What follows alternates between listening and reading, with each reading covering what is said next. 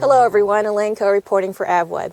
It is 24 degrees above zero here in Wisconsin, which is pretty warm for mid-January. So today we're going to review some of the basics of safe winter ground operations.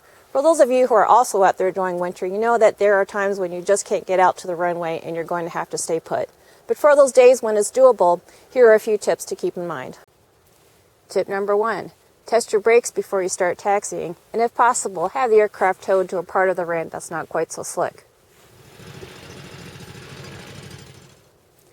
Tip number 2. It's common sense that you're going to be taxiing a bit more slowly than you normally would, but how slowly would you go?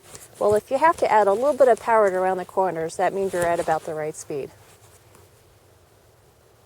Tip number 3, if you start sledding around and you feel like you're going to get in trouble, pull the mixture. You've got a chance of saving the prop and reducing the amount of damage done if you hit a snowbank.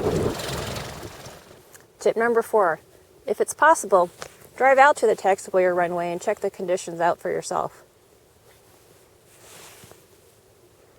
And by the way, if you're taxiing in a low-wing aircraft, watch those corners as the snowbanks can be higher than your wings.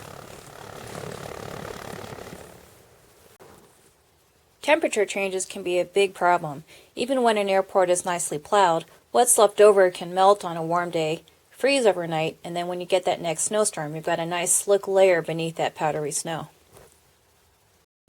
The larger, busier airports are going to do the best job of clearing their taxiways and runways. However, when you fly elsewhere, you never know what to expect, so it's best to check ahead with airport managers on the conditions.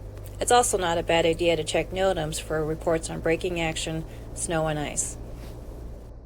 Some days it's just a matter of waiting until the snowplows come through.